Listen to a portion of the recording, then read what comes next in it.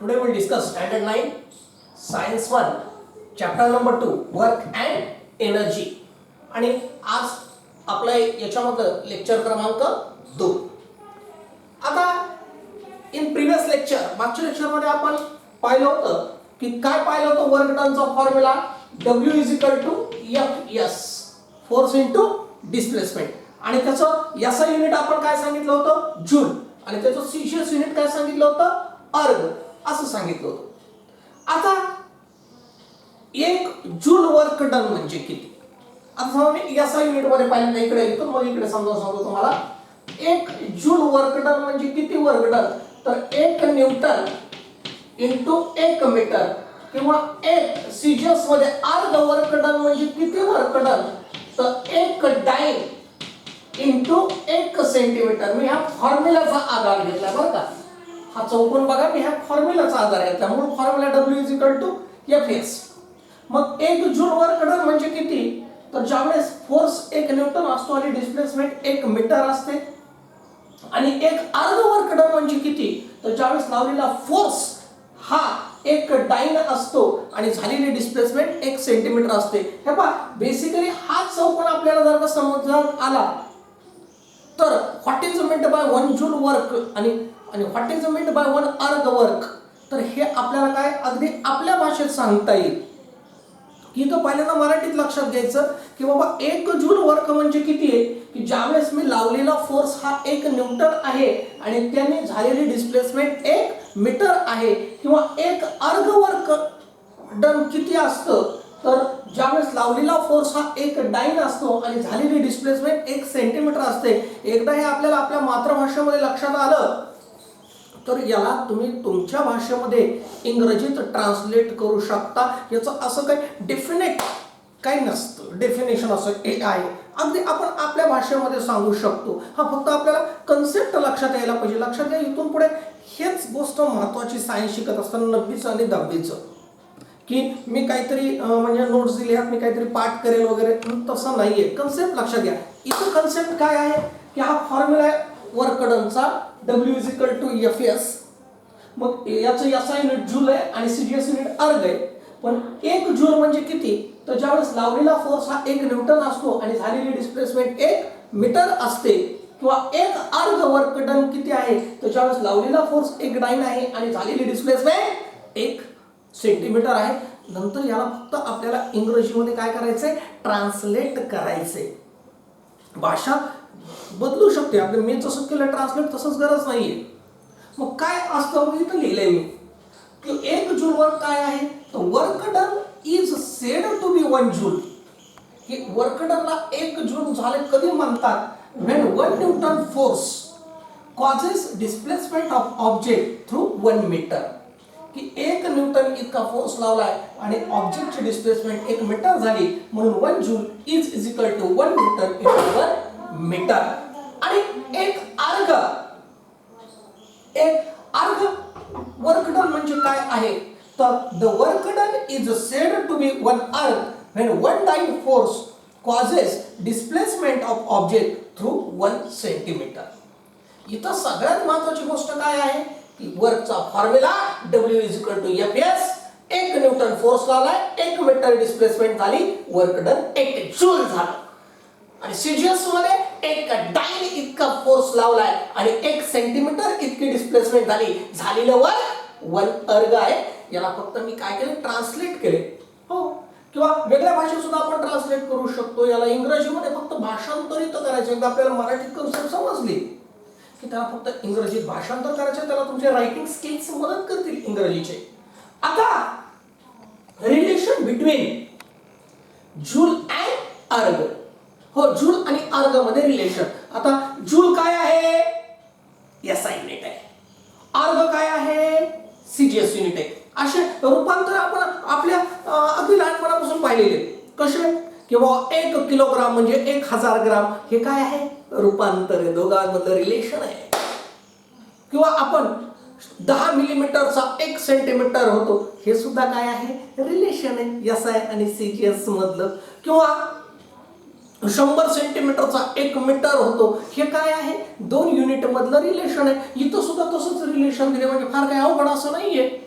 जसं किलोग्राम, ग्राम, millimetre, centimetre, metre असे जे काय रिलेशन्स आहेत, अगदी तसंच हे रिलेशन आहे आपल्या फिजिक्समध्ये जूल आणि अर्ग. फक्त त्याला काय करायचंय, मी एका टप्प्याटप्प्याने मांडलेले. पहिला टप्पा काय, आता 1 जूलचा काय फॉर्म्युला आहे, आत्ताच आपण पाहिला, 1 न्यूटन गुणिले 1 मीटर, आत्ताच पाहिलं की नाही आपण. आता 1 न्यूटन म्हणजे 10⁵ डायन असतं. 1 न्यूटन म्हणजे किती असतं, 10⁵ डायन असतं. 1 न्यूटन म्हणजे किती असतं, 10⁵ डायन असतं. आणि 1 मीटर म्हणजे 10⁵2 सेंटीमीटर असतं. माहिती आपल्याला 100 सेंटीमीटरचा 1 मीटर, आणि 100 म्हणजे 10⁵2. आणि गुणाकारामध्ये घातांकाची बेरीज करतात, माहिती आहे तुम्हाला. म्हणून 10चा घातांक 5 आणि 10चा घातांक 7 यांचा गुणाकार किती होत असतो, 10चा घातांक 7 डाइन सेंटीमीटर. आणि डाइन सेंटीमीटरलाच काय म्हणतात, डाइन सेंटीमीटरलाच काय म्हणतात, अर्ग म्हणतात. म्हणजे 1 जूल म्हणजे किती असतात, 10⁷ अर्ग, 10⁷ अर्ग. तर इथं आपलं काय आहे, पहिला भाग संपला ह्या धड्याचा, वर्क. याच्यामध्ये आपण ज्या वेळेस त्याचं डेफिनेशन पाहिली, फोर्स आणि डिस्प्लेसमेंट यांची डायरेक्शन एकत्र असेल तर काय आहे, कसं, कोणता फॉर्म्युला आहे, यांचे डायरेक्शन वेगवेगळे असतील तर ते आपण कंपोनंट काढला होता F1, ते पाहिलं आपण. त्यानंतर what is meant by positive work, what is meant by negative work, what is meant by zero work पाहिलं होतं. आणि आता आपण काय पाहिलं, SI युनिट पाहिलं, CGS युनिट पाहिले, तसं जे 1 जूलची डेफिनेशन पाहिली, त्याच्या 1 अर्गची डेफिनेशन पाहिली, आणि रिलेशन बिटवीन जूल अँड अर्ग सुद्धा पाहिलं. आता आपल्याला ह्या धड्याचा सेक्शन क्रमांक 2 पाहायचा. सेक्शन क्रमांक 2 पाहायचा. कोणता आहे सेक्शन क्रमांक 2? तो सेक्शन क्रमांक 2 आहे एनर्जी. धड्याचं नाव काय, वर्क अँड एनर्जी. तो सेक्शन क्रमांक 2 पाहूयात, एनर्जी.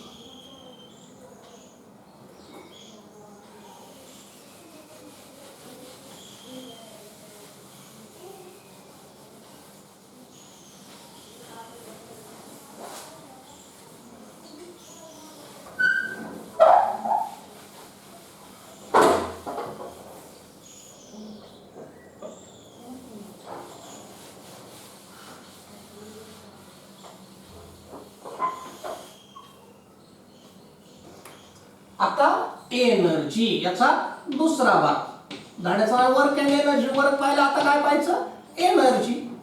एनर्जी म्हणजे ऊर्जा, तुम्हाला माहिती आहे. तर काय डेफिनेशन त्याचं, the capacity to do work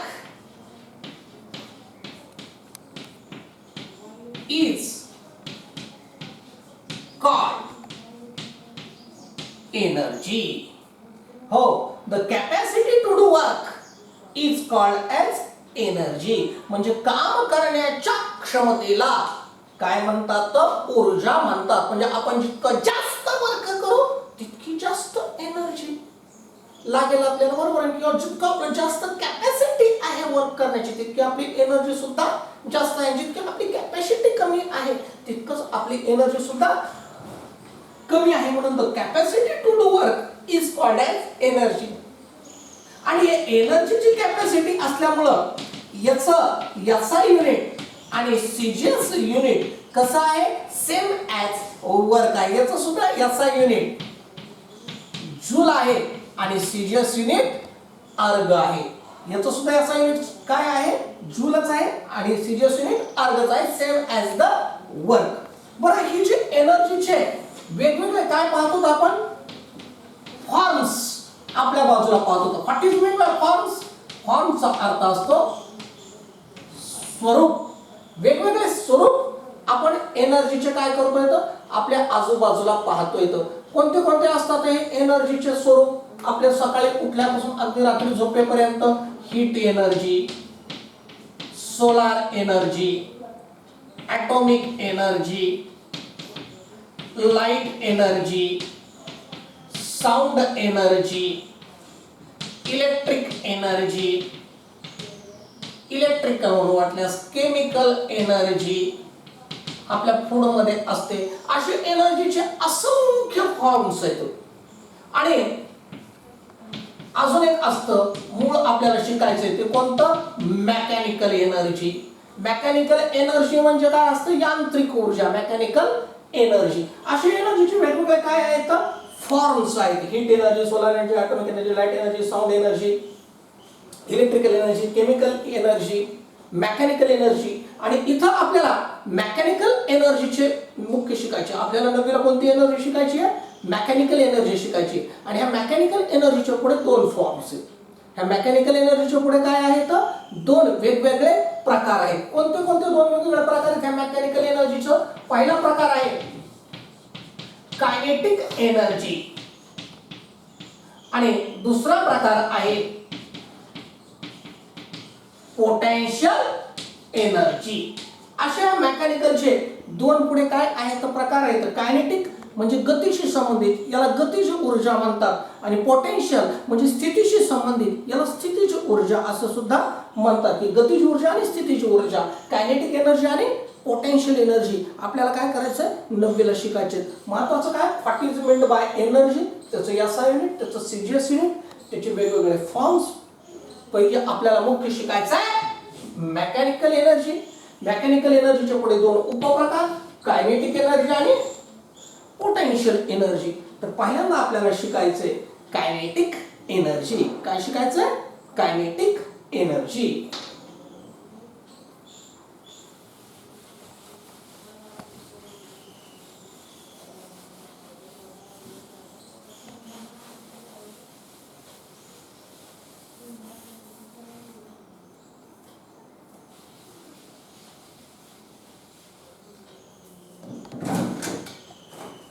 आता कायनेटिक एनर्जी म्हणजे काय? गतीमुळे जी एनर्जी भेटते, गतीमुळे कायनेटिक एनर्जी.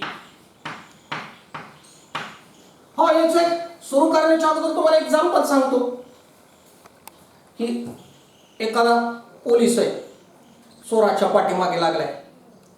हो, आणि असं चोर पळायला पण थांबच न झाला.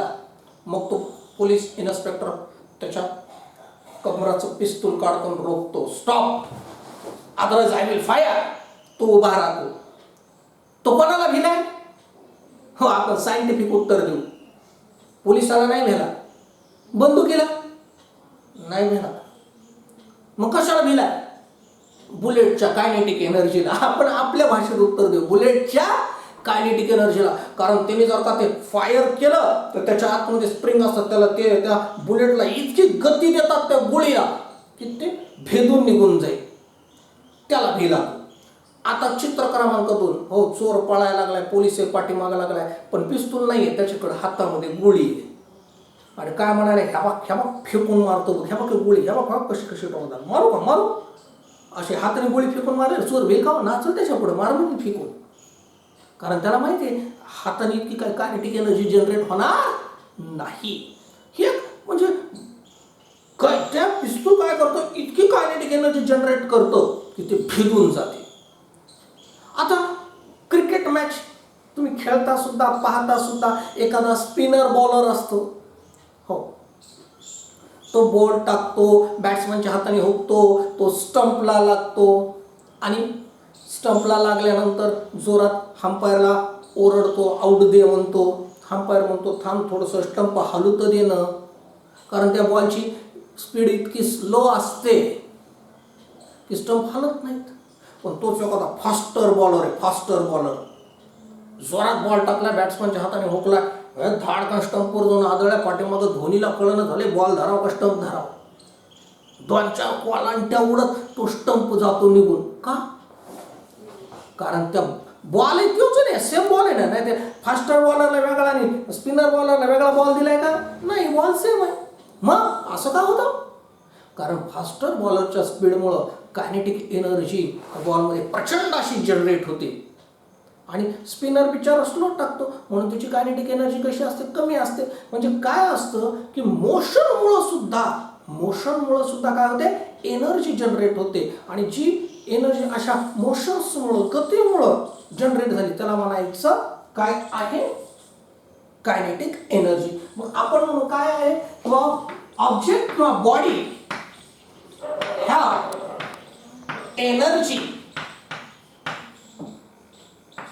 मी सोप्या शब्दात लिहितो, बिकॉज ऑफ इट्स स्पीड किंवा व्हेलॉसिटी स्पीड म्हणा व्हेलॉसिटी म्हणा काही चालतं, बिकॉज ऑफ इट्स स्पीड किंवा व्हेलॉसिटी म्हणून, बिकॉज ऑफ इट्स स्पीड म्हणा किंवा velocity one and the same, because of its speed is called kinetic energy. त्याला काय म्हणायचं? Kinetic energy. आणि आता कायनेटिक एनर्जीचं जर आपल्याला एक्झाम्पल द्यायचं म्हटलं तर असं नाही सांगायचं मी तुम्हाला हो पोलीस चोर वगैरे असं काही लिहायचं नाही. मग आपण काय म्हणू की फास्ट मुव्हिंग क्रिकेट बॉल, तो काय करतो? फास्ट मुव्हिंग क्रिकेट बॉल काय करतो? It can hit the stumps. तो स्टंपला काय करतो? हिट करतो आणि त्याच्यामुळे काय होतं? एनर्जी जनरेट होते. त्याच्यानंतर की बॉडी समजा काय आहे? बुलेट फायर्ड फ्रॉम गन, हा म्हणू शकतो ना आपण बुलेट फायर्ड फ्रॉम गन, त्याच्यामध्ये सुद्धा काय आहे? Kinetic energy. किंवा when fast moving cricket ball can destroy the stumps, तर स्टंपला काय करतो? डिस्ट्रॉय करतो. किंवा बुलेट फायर्ड फ्रॉम गन आहे, बरोबर, हे काय तर काही कायनेटिक. किंवा फ्लोईंग वॉटर सुद्धा आहे बरं का, हो वाहतं पाणी, त्याच्यामध्ये सुद्धा काय गती असते, ते सुद्धा काय? It have kinetic energy. त्याच्यामध्ये सुद्धा काय असते? कायनेटिक एनर्जी असते. जी जी गोष्ट गतीमध्ये आहे त्याच्यामध्ये काय असतं? कायनेटिक एनर्जी असते. आता ही जी कायनेटिक एनर्जी आहे याचा फॉर्म्युला काय आहे kinetic एनर्जीचा? ke is equal to 1/2 mv². याच्यामध्ये ke म्हणजे कायनेटिक एनर्जी, m म्हणजे mass of the object, m म्हणजे मास ऑफ द ऑब्जेक्ट आणि v म्हणजे व्हेलॉसिटी ऑफ द ऑब्जेक्ट. मग हा फॉर्म्युला कसा आला? हा फॉर्म्युला कसा आला? कसा काय तयार झाला हा फॉर्म्युला? आणि ज्यावेळेस हे शोधायचं असतं हा फॉर्म्युला कसा तयार झाला, तेव्हा त्याला म्हणायचं डेरिव्हेशन. तेव्हा त्याला काय म्हणायचं? डेरिव्हेशन. तेव्हा त्याला काय म्हणायचं? डेरिव्हेशन. आपल्याला वाटलंच ना ते डिराइव्ह द फॉर्म्युला. डिराइव्ह म्हणजे नीट व्यवस्थित टप्प्याटप्प्याने सांगा कसा तयार झालाय, त्याला म्हणायचं डेरिव्हेशन. मग आता सांगताना ठीक आहे बाबा के इज इक्वल टू 1/2 mv², हा कायनेटिक एनर्जीचा फॉर्म्युला आहे, पण कसा आला, कसा डिराइव्ह झालाय? तर त्याचं डेरिव्हेशन सुद्धा आपल्याला इथं दिलेले. काय दिलेले की पहा, करू आपण त्याचं डेरिव्हेशन. हा फॉर्म्युला कसा आला इथं लिहितो मी, डेरिव्हेशन. आपण म्हणू let u is equal to काय आहे? Initial velocity of object. v is equal to final velocity of object. m is equal to mass of object. त्यानंतर s is equal to displacement of object. आपल्याला माहिती आहे ना F हे मुद्दाम terms दिलं. F काय असतो? फोर्स. W काय असतं? वर्क. हे मुद्दाम हे टर्म्स तुम्हाला लिहून दाखवतोय. A काय असतं? ऍक्सलरेशन. हे तुम्हाला माहिती आहे, पण मुद्दाम हे थोडंसं रिवाइज विसरल्यासारखं होऊन या दरम्यान आपण 6वा मधला धडा शिकवलाय ना बायोलॉजीचा, एक विसरत म्हणून हे टर्म्स तुम्हाला सांगितले. मग हे फक्त आपल्या टर्म्स वाक्यामध्ये लिहू. काय आपण? Let object have mass m, object have mass m and initial velocity u. की ऑब्जेक्टला मास किती आहे? m आहे. त्याची इनिशियल व्हेलॉसिटी किती आहे? u आहे. मग काय अप्लाय केला त्याच्यावर? F is the force applied on it. बघा, एखादा ऑब्जेक्ट काय बिचारा शांत बसलाय. जेव्हा तो ऑब्जेक्ट शांत बसलाय, बरोबर आहे, मोशन मध्ये नाही, शांत बसलाय. मी तुम्हाला पहिल्या धड्यामध्ये सांगितले ऑब्जेक्ट उगाचच मोशन मध्ये येत नाही, त्याच्यावर काय अप्लाय करावा लागतो? फोर्स अप्लाय करतो. Newton's first law of motion. Object बिचारा शांत आहे, हो, शांत असताना त्याचा मास m, मास चेंज होत नसतं आणि त्याची इनिशियल व्हेलॉसिटी u. नंतर त्याच्यावर किती फोर्स लावला? F एवढा काय लावला? फोर्स लावला. आणि फोर्स लावला की त्याची व्हेलॉसिटी किती झाली? u ची किती झाली? v. u ची व्हेलॉसिटी किती होईल? v. v म्हणजे इनिशियल व्हेलॉसिटी राहील का? समजा एक खडू आहे आणि हा खडू मी असं फेकला, आता हे पहा हातात आहे तोपर्यंत त्याचा मास m आहे आणि त्याची इनिशियल व्हेलॉसिटी u आहे. आता मी याच्यावर फोर्स लावलाय, फोर्स लावला मी असं फेकला की त्याच्यामध्ये काही व्हेलॉसिटी u एवढी राहील का? नाही. व्हेलॉसिटी किती होईल? v एवढी होईल. किती होईल व्हेलॉसिटी? v एवढी होईल. आणि कुठंतरी जाऊन पडल किती लांब जाऊन पडत, लेट यस, यस म्हणजे काय आहे, डिस्प्लेसमेंट आहे, let S be the displacement. आणि व्हेलॉसिटी बदल झाल्यामुळे काय आलं त्याच्यामध्ये, ए म्हणजे ॲक्सेलरेशन आलं. काय आलं, ॲक्सेलरेशन. आणि ह्या सगळ्या प्रक्रियेमध्ये काय झालं, वर्क डन झालं. काय झालं, वर्क डन केलं की नाही मी, वर्क डन. खडू शांत होता, तो फेकून मारला. बघा फेकून मारल्यामुळे काय लागलं, कसं फेकून मारला, सर गुरुजी तुम्ही एम एवढा काय केला, फोर्स लावला. फोर्स लावल्यामुळं फायनल व्हेलॉसिटी त्याची व्ही झाली, डिस्प्लेसमेंट एफ झालं, व्हेलॉसिटी चेंज झाल्यामुळे ॲक्सेलरेशन ए आलं. आणि ह्या सगळ्या प्रक्रियेमध्ये काय झालं, वर्क डन झालं. काय फॉर्म्युला वर्क डनचा, W is equal to F S, W is equal to F S. आता किती फोर्स लावला, गणितात सांगा ना, फोर्स किती लावला, डिस्प्लेसमेंट किती झाली. हा काय गोष्ट करायला गुरुजी, कसं काढायचं, फोर्स किती लावला, डिस्प्लेसमेंट किती झाली सांगतो. बघा इकडे उजव्या बाजूला लिहितो, इथं उजव्या बाजूला. हा एफ म्हणजे काय आहे, मास इंटू ॲक्सेलरेशन. पहिल्या धड्यामध्ये पाहिले की नाही, Newton second law of motion मध्ये पाहिले की नाही, एम ए. म्हणून मी इथं काय लिहितो, एफच्या जागी एम ए. आता कोणाची किंमत काढायची, यस. हो गुरुजीनं खडू फेकून मारला, किती लांब गेला बघितला नाही, पण किती लांब जाईल, यस काढायचा. तर यसची किंमत काढायची. मग यसची किंमत काढायची म्हणल्यावर आपल्याकडं एक न्यूटनचं तिसरं इक्वेशन आहे. वी हॅव इक्वेशन कोणतं, V square is equal to U square plus 2as आहे का नाही, आपल्याला एक इक्वेशन आहे की नाही तिसरं, हो आहे, तिसरं इक्वेशन ऑफ मोशन.